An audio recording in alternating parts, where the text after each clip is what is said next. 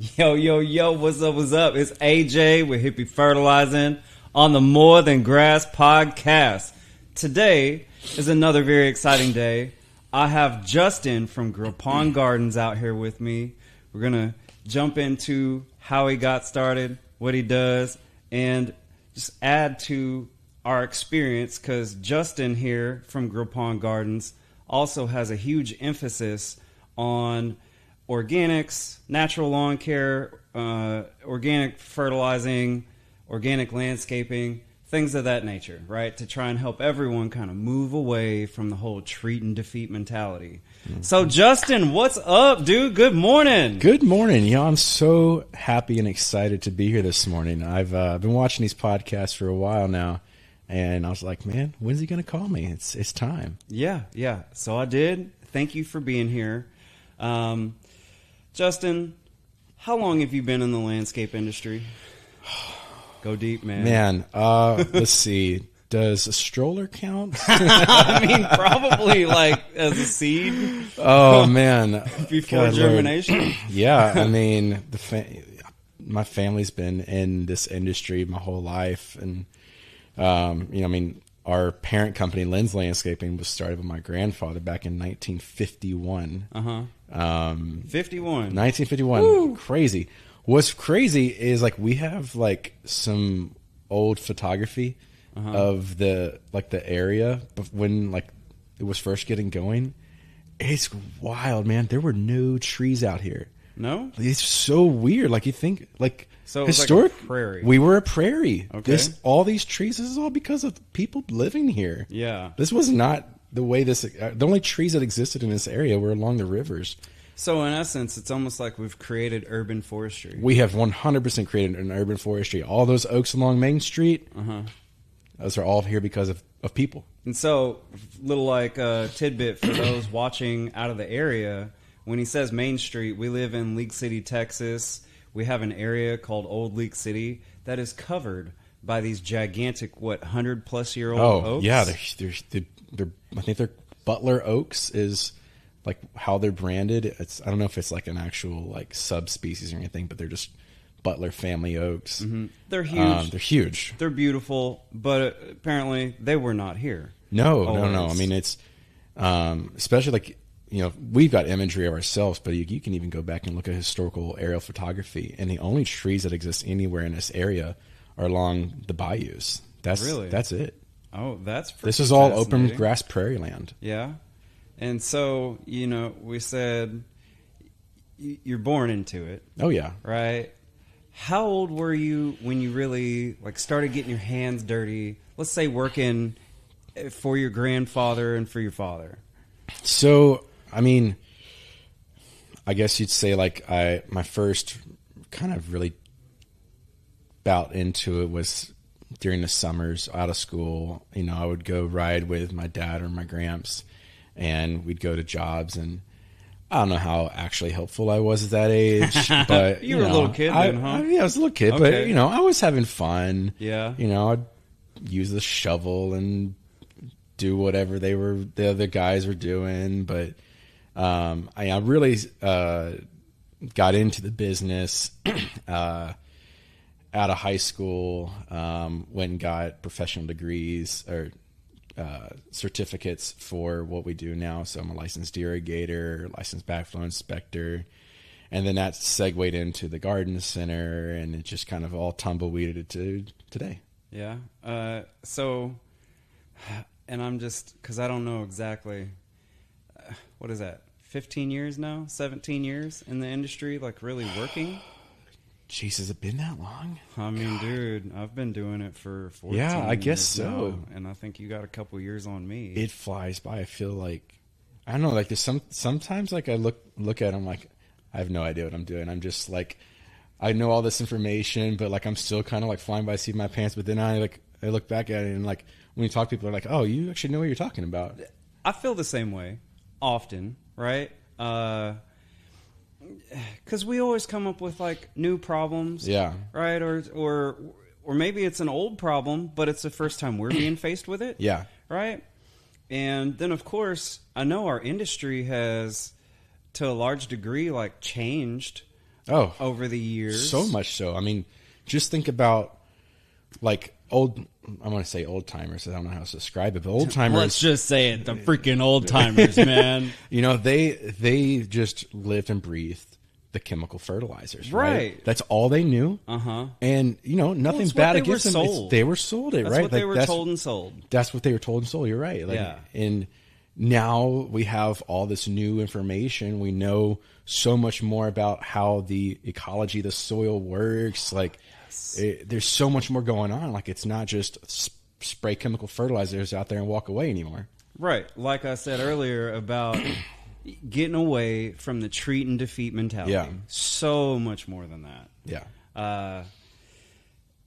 And from the time you got started really in the industry, like, is that kind of what you were brought into? Is the chemical treat and defeat? Like, I know you were exposed to it from your upbringing. Yeah. But was there a transition already happening or no? So, yeah. So, like, when I got really involved, it was still predominantly chemical approach to things. And even 15 years ago, like, when you look at 15 years ago to today and how much the organic movement has progressed, it's Huge. night and day. I mean, it's really not even close. But I mean, my big thing was when my first professional license that I got was my irrigation license, right? To become a licensed irrigator. And I had always been like I guess you'd say like a borderline hippie. Like, I've always been like very aware of my environment around me. Wait. Like they always tell me, you're not old enough to be a hippie. Yeah.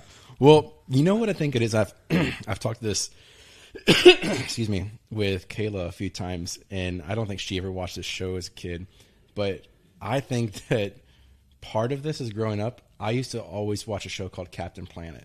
Oh, I've seen that show, yeah. And I think Captain Planet, for, you know, it's whatever shortcomings where it got it canceled or whatever, but That's was because the information was too real. Exactly. You know, I feel like Captain Planet, at least in my mind, really helped to solidify a focus on the environment around me. Yeah. And like, not just this, you know, spray and forget mentality and not be concerned about what's washing down into our drainage systems. It's going down to the bay. Like, everything goes somewhere. We need to be mindful of where it's going. Right. There's this book that I really love called For the Love of Soil, and she describes something like that. She's like, yeah, for a lot of people, there's always this magical place called over there. Yeah. Right? Oh, where, you throw away your trash, you pour something out. Where does it go? Over there. Yeah. Where I don't have to look Over at there it. has a name, and it's somewhere. Right. Whether it's the ocean, Clear Creek. Yeah.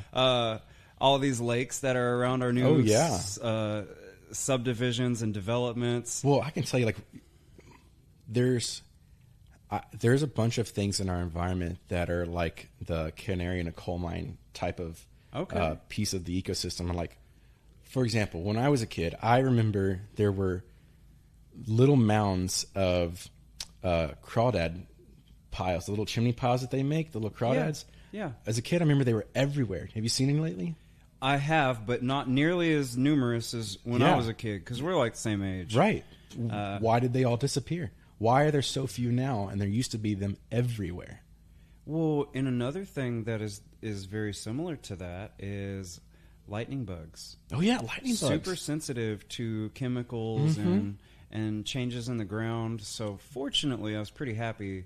There's a place over in Seabrook, Texas. Go walking. I have seen them at night. And over by the train tracks, again in Old Leaf City, girl I used to date, in her backyard and around that house, close to Clear Creek over here, right? You would see them. So that was kind of hopeful. But you go over to neighborhoods, any neighborhood. Oh, it's like sterile environment. Right. There's nothing living, nothing growing. No crawdads. No lightning bugs. And so that's kind of interesting. What did you call it? The canary in a coal mine. Yeah, because coal miners, it used to be they would carry canary with them down the coal mine, and if the canary all of a sudden stopped and it like died, they're very susceptible to low oxygen in their environment, and so the coal miners should know that they need to get the heck out of there. I think that's super fascinating because our area, we have certain things like crawdads. I'm sure up north, Yeah. they might not. All right, I'm not super familiar with all that, but I would say that every area has its own like microclimate, Yeah. kind of thing, and ecosystem, and bugs and birds and what have you. So I would want to ask you, watching, what are things that you could look for that is your own canary in the coal mine in your area, right? Absolutely. Because what it's going to be for someone, say, in Nebraska, is not going to be what it's down here for us in the armpit of hell, Gulf Coast of Texas. Oh, you know, I have always operated under that exact mentality, and I still do, but I have a new appreciation for how good we have it here. I recently was in Las Vegas on a layover flight. Oh my God, is it hot there? Like, it was 120 degrees, and these people live there intentionally.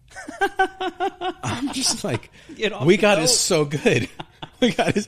I'll take 100% humidity. No With 100 problem. degrees and not With 100 degrees, 120? I can't do 120, man. Yeah. I don't know how these people live there. Yeah. So going back to you being in the industry for so long, grew up in it, started basically, like you said, straight out of high school, right? Yeah. How long have you had Grippon Gardens? So Grippon Gardens started in 2018. Yeah. So our family has operated a garden center on the property for basically since the inception, right? I worked there for like 2 weeks when I was a teenager. Really? Yeah. Oh my God, I must have forgotten this piece of information. Maybe so, but That's crazy. so it's 6 years old. Grippon Yeah. Gardens is. Yeah. So we're not super young. Like, we've been around a little while, but Yeah. don't let the number of years that Grippon Gardens has been in operation deter you, because our family has been doing this since forever. For more than half a century. Yeah. That's incredible. It's incredible to have that going and going so strong, because me being in the industry for 14 plus years, like I said, I worked for a couple weeks at the nursery when I was a teenager. That's freaking awesome, man. Yeah, it was in the winter too, man. I was out in one of those like greenhouses, like clipping plants or something. Yeah. They were just trying to find something for me to do. Oh yeah, wintertime is slow in the garden center. Yeah. It's the busy project season. Yeah, and y'all have always been very predominant in the area, right? So the fact that I've gotten to get to know you better, and like your father, and the whole like lens everything has brought a lot of value to myself too. Listening to your dad a long time ago, like, hey, this is how this works. This is how this works. I'm like, huh? And me being the way I am, He's such a wealth of knowledge. he is, but I love to challenge everything, Oh yeah, right? So we should challenge everything. yeah, and Understanding the why is half the battle. Like, don't just we should take advice from people who have been through the ringer before, but like, we should understand why they do things, and like, question, is that still the best way to do the thing? right. And it's really cool to be able to drive around and see y'all working on stuff. Sometimes hop out the truck. Hey, what's up, man? What Yeah. y'all doing over here? Right? We're making the Bay Area beautiful, one Yes. yard at a time. Yes, and trying to promote things that promote soil biology Yes, in the essence of it, right? absolutely. And when you're talking about what is your canary in a coal mine, I think that applies so beautifully to how we look at people's yards and diagnosing what's going on with them. Because I know me and you can look at a yard and we can pick up things like, all right, if I see this, I know that you've got some problems going on, right? And we can see those kind of like yard equivalent of canary in a coal mines, right? Like, if you've got brown patch, well, there's a reason you've got brown patch, right? It's because it's a symptom of a bigger problem. If you've got chinch bugs, like, there's just because you've got these things doesn't mean you just go and try to kill that thing. Like, all right, well, why did you get here? Why is this a problem? For what I see all the time, and I want to bring it up all the time, because as you know, running your garden center, I'm sure you get the same questions, right? Especially in March, when to me it's like Black Friday, Yeah. for like a few months, right? When it comes to lawn care and landscaping, It's exciting. yeah, It's so exciting. putting it lightly. Yeah. How do you kill the weeds? Or how do you do this? Or how do you do that? And people ask the wrong questions, in my opinion. Yeah. Right? And, I go over to people's